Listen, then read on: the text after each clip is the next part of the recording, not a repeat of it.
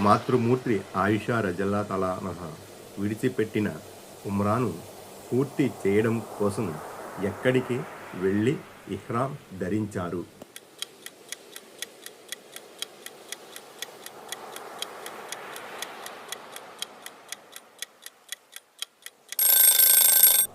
తన్ఈమ్ ప్రాంతం.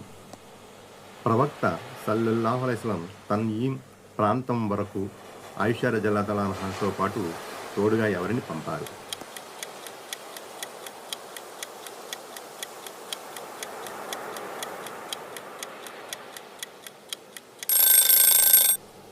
ఆయిషా రజల్లాహు అన్హా అన్నయ్య అబ్దుర్ రహ్మాన్ అబూ బకర్ను.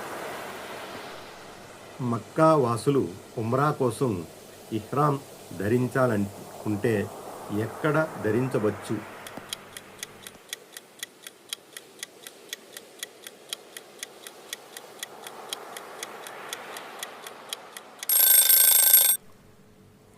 తన్ఈమ్ ప్రాంతంలో.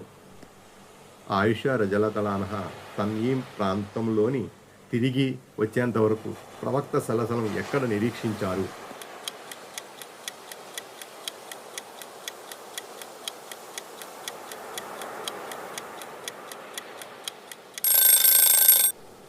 ముహ్సిబ్ లోయ వద్ద.